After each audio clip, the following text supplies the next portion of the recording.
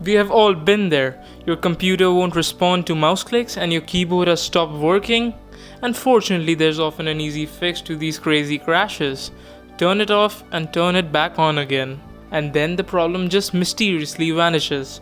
But why does rebooting or restarting a program seem to be some kind of a magical cure for your tech?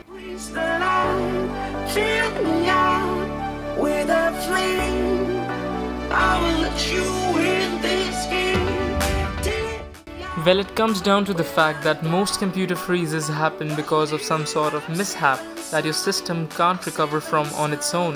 Think of it this way. Suppose you're on a road trip with your friends and you see that the road is blocked off ahead by a huge pile of snow. So in order to get back on the trip, you take the nearest exit and after some time you're back on the highway. But then let's say later you come across a collapsed bridge, which is the only way to access a river other than hundreds of miles on either side. Unless you are Superman and you can fly across the river, you don't have any other choice but to turn back around the way you came and start down a new path. Computers work similarly when they encounter a problem. If the issue is more minor, your system might be smart enough to work its way around it. But in more serious cases, your computer simply can't find a way through or around once they occur, and it has to start back at square one. Sometimes the code is written in a way that whatever program you're running expects some kind of resource it's using to be present and behave a certain way.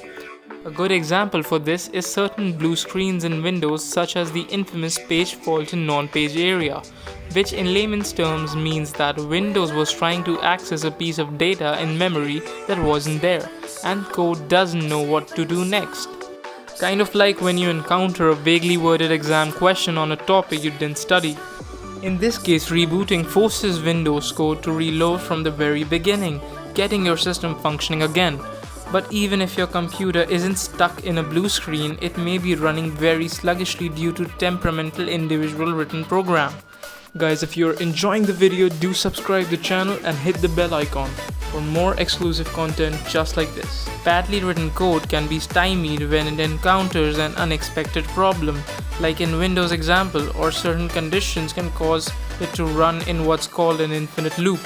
Loops can hog lots of CPU time on your computer, since the program won't stop, and they can also make it difficult to force quit the program, meaning that a reboot can break the loop and get you running again so that you can uninstall the offending application.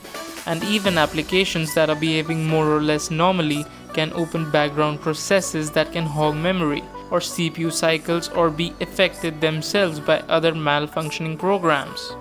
So a reboot will kill those processes, and when your system starts back, only what it normally loads will be present in the memory.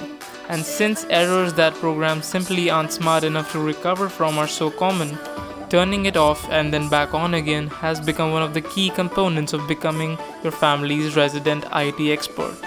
But do you know what happens when you don't shut down your computer properly? Now that's a question for the next time.